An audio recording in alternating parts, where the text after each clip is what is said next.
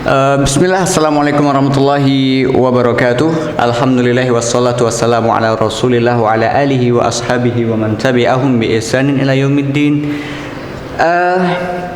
Anak kelas 12, semoga pada sehat-sehat semua di rumah ya. Minggu depan kita sudah mulai ujian PAS ya. Kita sekarang murojaah pelajaran yang telah kita ambil sebelumnya dalam versi bahasa Arab. Maka sekarang untuk murojaah, untuk memperjelas lagi untuk kalian, maka Anda jelaskan dengan bahasa Indonesia ya. Oke. Sebelumnya dalam bab nikah ini ya, dalam bab nikah kalian harus tahu bahwasanya kita itu telah mempelajari apa sebelumnya? Telah mempelajari, kalau di buku antum ya, di buku antum itu adanya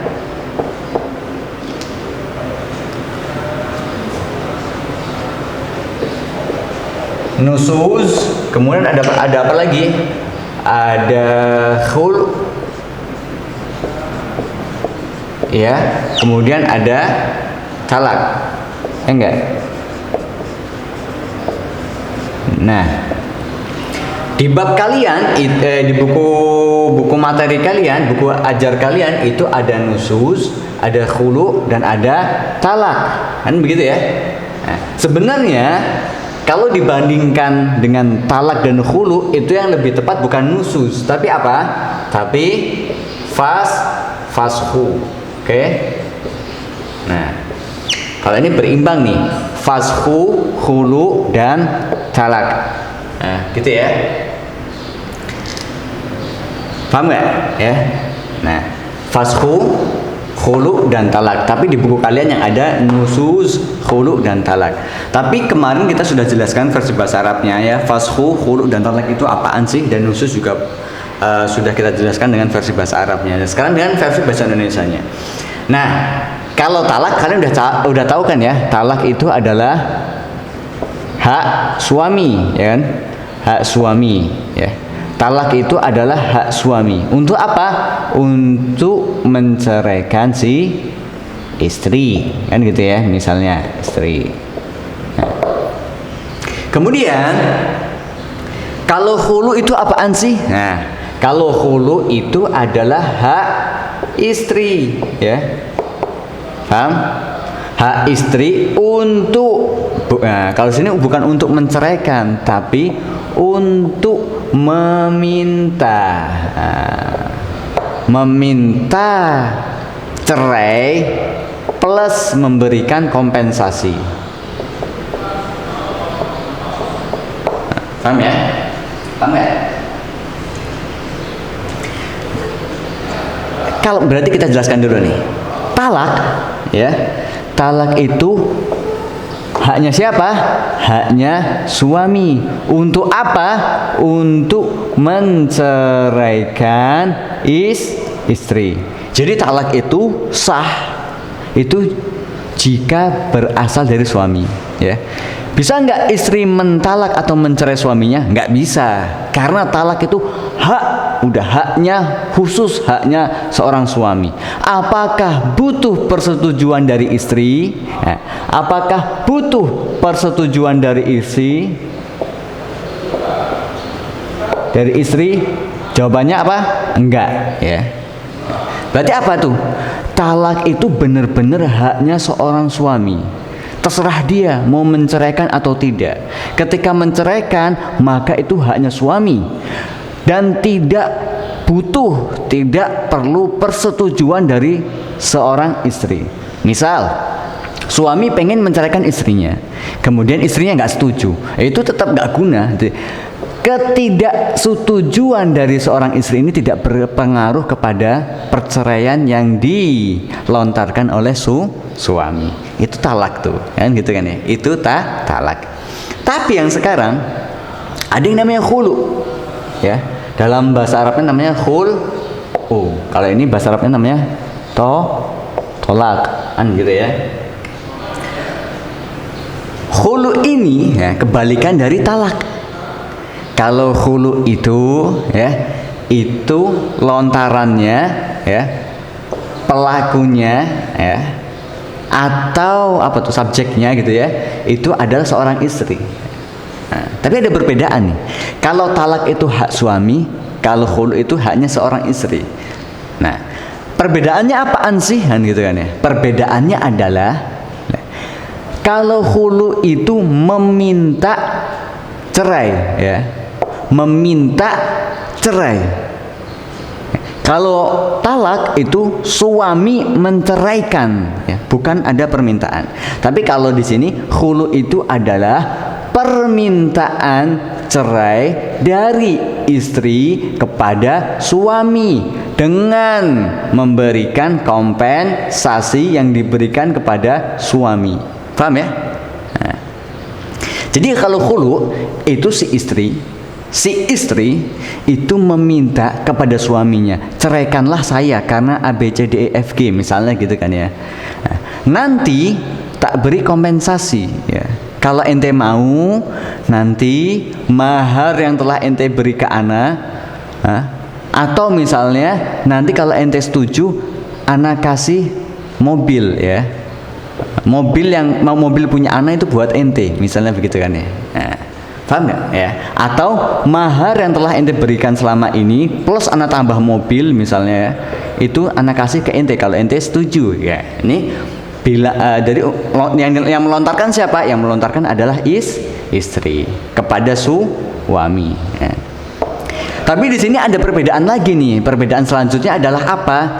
Kalau talak itu seorang suami tidak butuh persetujuan, ya, tapi kalau khulu, ya, seorang istri boleh meminta. Namanya meminta itu berarti apa? Butuh persetujuan. Oke? Butuh persetujuan. Nah, kalau laki-lakinya setuju, maka suaminya akan menceraikan istrinya sesuai permintaan dia. Begitu ya, paham ya? Nah, terus si suami boleh nggak mengambil kompensasi ini? Boleh. Si suami boleh mengambil kompensasi ini dan boleh juga tidak mengambil. Paham ya? Nah, terserah nih, bebas nih. Nah, terus kemudian si suami ketika ya pertama, apakah si suami boleh mengambil atau menolak kompensasi ini? Boleh ya, boleh mengambil atau boleh mengikhlaskan. Udah nggak usah, kompensasinya buat ente aja, misalnya begitu ya. Nah, itu yang pertama. Terus yang kedua, apakah suami harus setuju dengan permintaan khulu dari seorang istri? Ya, itu pertanyaan kedua. Maka sama jawabannya, si suami boleh menolak permintaan khulu, atau boleh menerima permintaan khulu ini.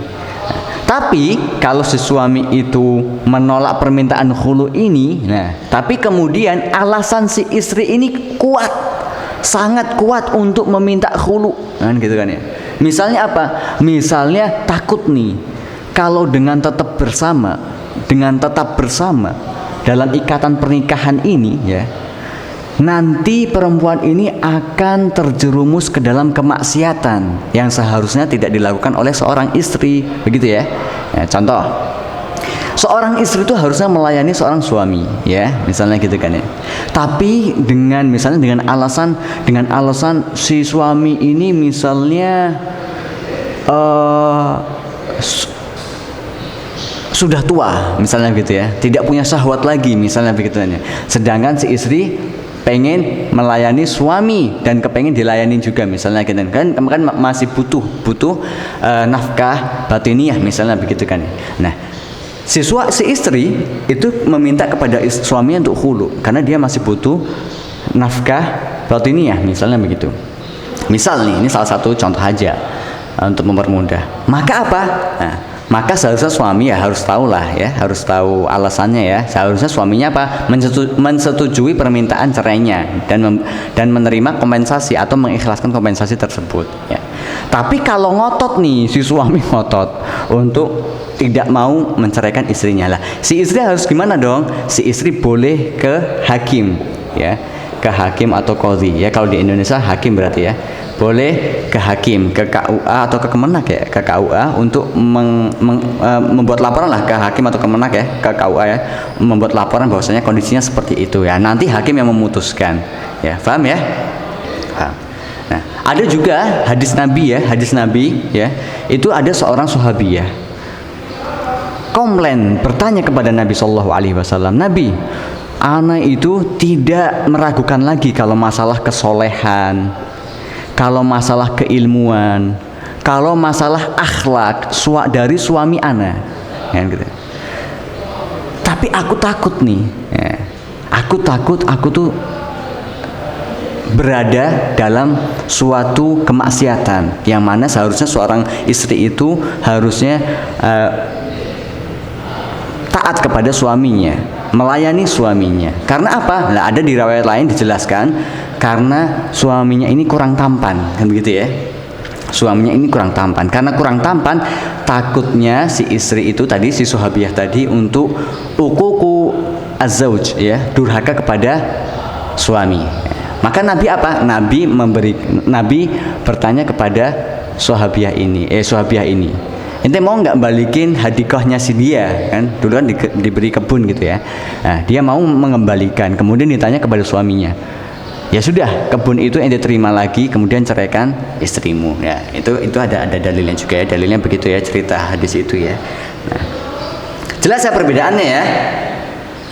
Kalau ya, anak ulangin lagi ya, sekali lagi, anak ulangin lagi.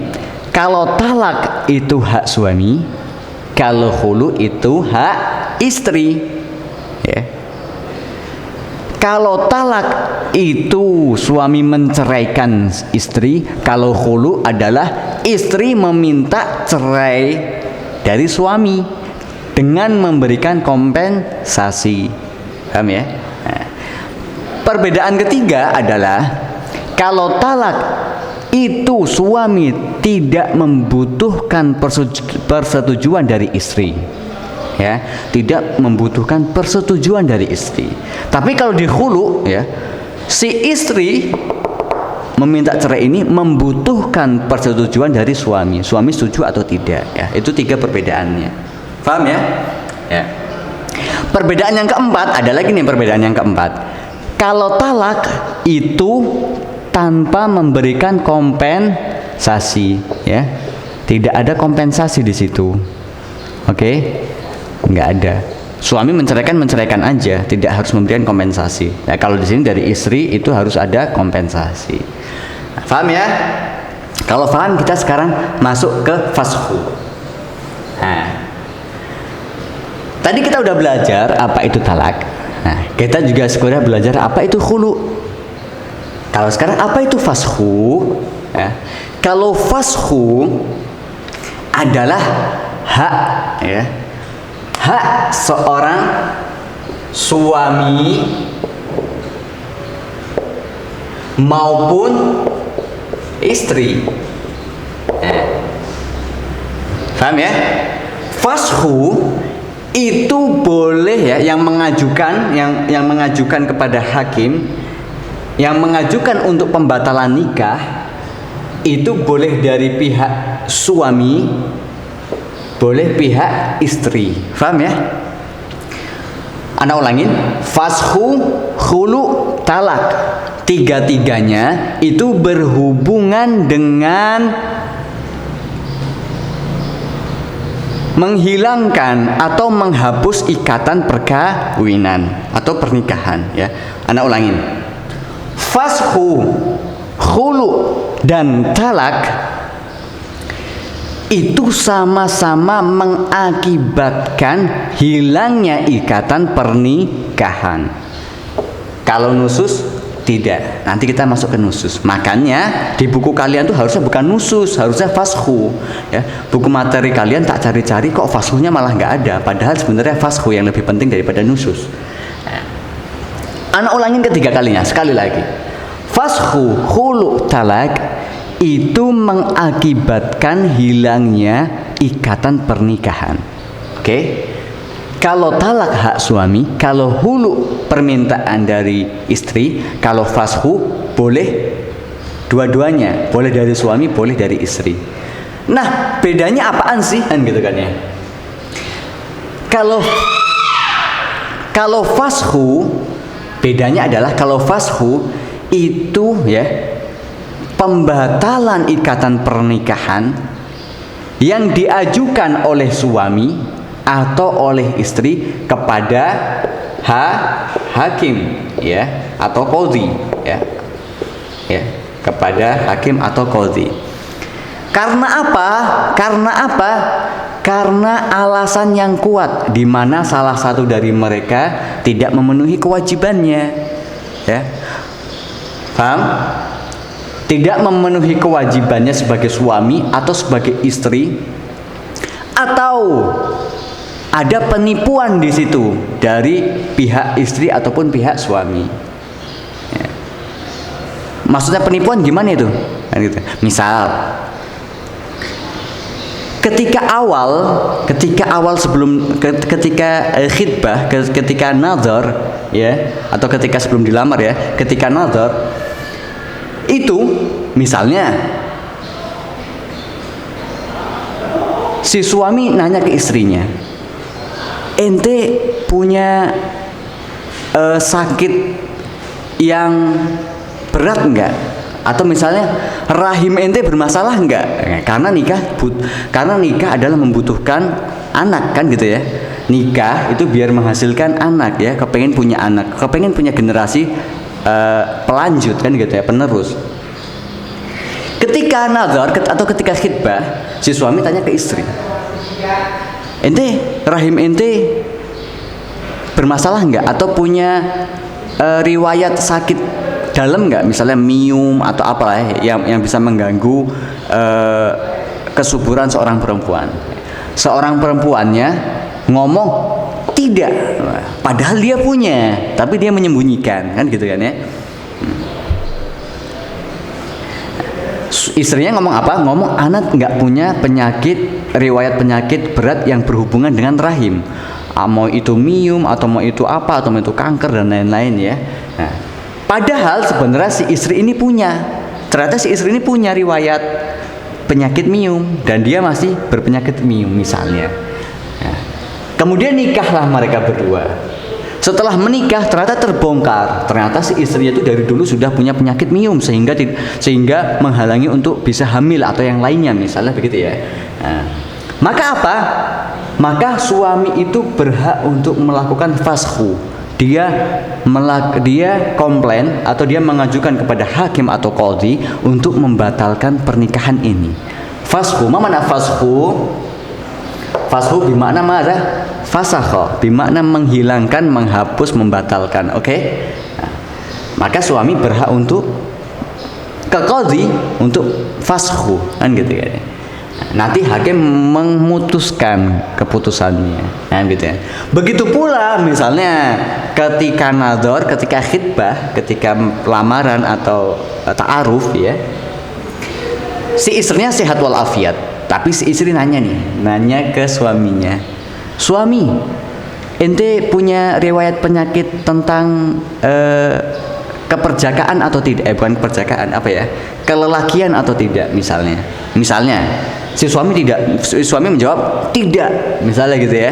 Tidak, Anda nggak punya penyakit terkait kelelakian lah, masalah gitu ya. Ternyata si suami ini kemudian mereka menikah. Setelah menikah, si suami ini ternyata dia impotensi, misalnya begitu ya. Setelah nikah, kemudian malam pertama ternyata impotensi. Kalau impotensi berarti gimana, kan gitu? Susah untuk punya anak, atau bahkan mustahil untuk punya anak, kan begitu ya. Kalau impotensi, ya. Sedangkan si istri kan nikah, ya juga sama seperti suami, pengen punya keturunan, kan seperti itu, ya. Nah, ternyata si suami itu menyembunyikan impotensinya, maka itu terjadi suatu penipuan, ya enggak? Nah, maka apa? Maka istri berhak mengajukan fashu kepada hakim. Paham ya? Paham? Perbedaan antara ketiga ini, paham kan? Ya, paham. Bedanya apa? Bedanya kalau talak, kalau khulu itu, kalau di Indonesia itu mempengaruhi status di KTP ente menjadi janda atau duda, kan begitu.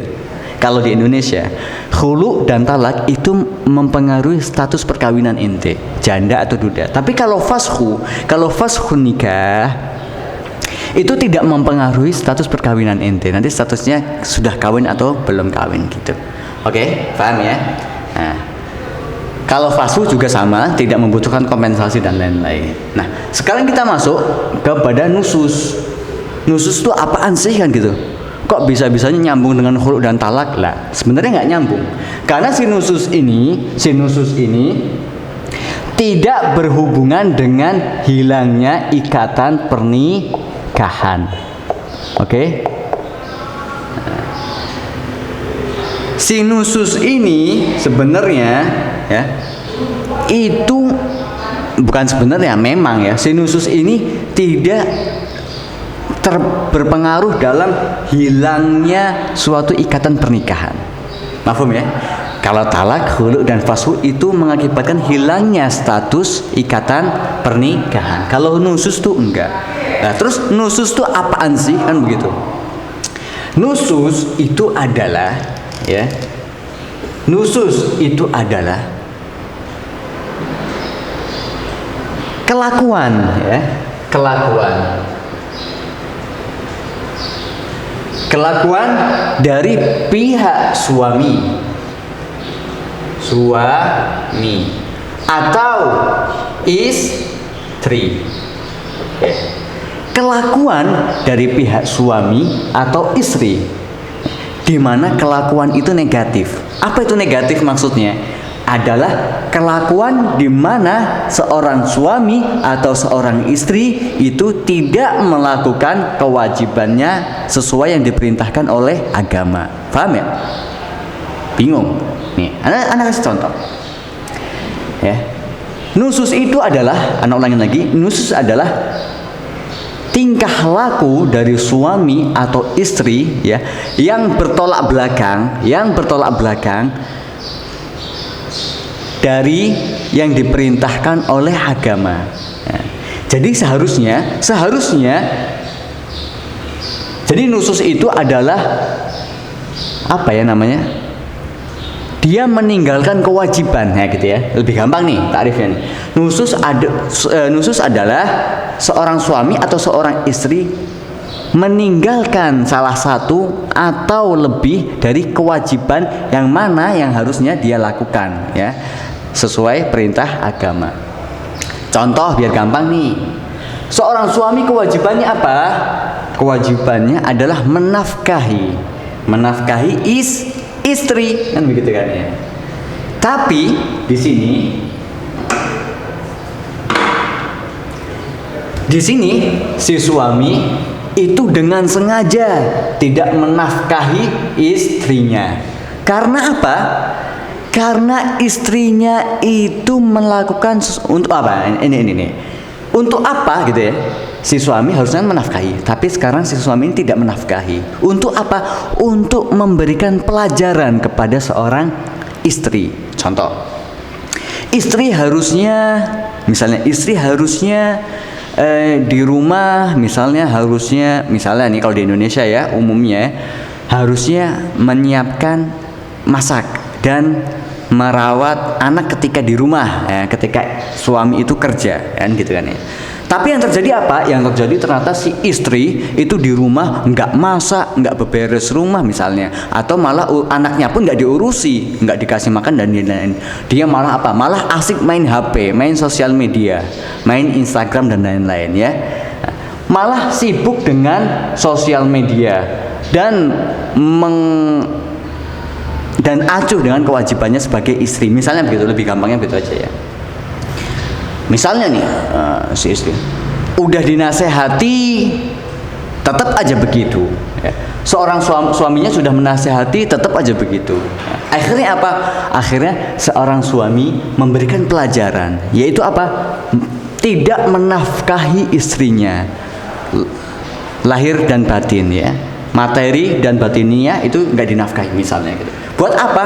Buat ngasih pelajaran nih, biar istrinya itu tobat ya, biar istrinya itu sadar. Oke, paham ya?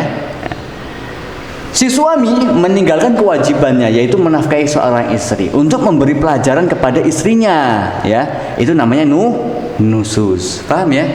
Nah, apakah si suami itu berdosa ketika melakukan itu, meninggalkan kewajibannya untuk memberi pelajaran kepada istrinya biar tobat atau biar sadar? Tidak. Ya, tidak. Paham nggak? Nah, tapi kalau udah sadar, udah tobat, ya sudah, nafkahi lagi, baikan lagi, kan begitu ya. Begitu pula nusus itu sah-sah juga, ya, sah-sah juga dilakukan oleh seorang perempuan terhadap suaminya. Contoh, seorang suami itu harusnya normalnya adalah menafkahi istrinya, tapi ini enggak. Suaminya ini pengangguran, malah main judi gitu ya. Yang kerja malah istrinya, kan begitu, paham nggak? Nah, yang kerja istrinya jadi guru misalnya, suaminya nganggur di rumah, malah main judi lagi, misalnya begitu kan. Maka si istri itu boleh untuk tidak melakukan kewajibannya. Nah, biarin aja rumahnya nggak usah diberesin, biarin aja nggak usah masak, biarin aja nggak usah dikasih duit si suaminya. Biarin aja misalnya gitu kan ya. Udah, si istri ini meninggalkan kewajibannya sebagai istri. Misalnya maupun itu ketika minta berhubungan badan misalnya gitu kan. Ketika suami meminta istrinya, mengajak istrinya untuk berhubungan badan, maka apa? Wajib bagi istrinya untuk apa? Menanggapi, kan begitu kan ya. Nah, tapi karena keadaan yang seperti ini, udah suaminya pengangguran, nggak mau kerja, yang kerja malah bininya misalnya begitu ya, kemudian malah main judi, kan kurang ajar. Malah ketika diminta berhubungan badan, maka si istrinya menolak, maka dosa nggak tuh, kan gitu kan ya? Nggak dosa, boleh bagi istri untuk melakukan hal itu di dalam bab nusus ini ya. Maka bab nusus ini itu adalah perlakuan atau tingkah laku dari suami atau istri untuk meninggalkan kewajiban yang seharusnya dilakukan sesuai perintah agama. Tapi di sini dia meninggalkan untuk apa? Untuk memberi pelajaran antara satu dengan yang lainnya. Karena apa? Karena salah satu darinya itu tidak melakukan kewajibannya. Ribet ya. Yang penting begitulah intinya. Oke? Paham ya? Anak kira paham banget nih, jelas nih ya. Ini ingat ya, 4 ini keluar di ujian, oke? Ya. Ana harap kalian bisa memahami ini dengan mudah. Kalau ada pertanyaan, tanya aja di WhatsApp. Mudah-mudahan ini bermanfaat. Kita tutup aja. Subhanakallahumma wa bihamdika asyhadu an la ilaha illa anta astaghfiruka wa atubu ilaik. Assalamualaikum warahmatullahi wabarakatuh.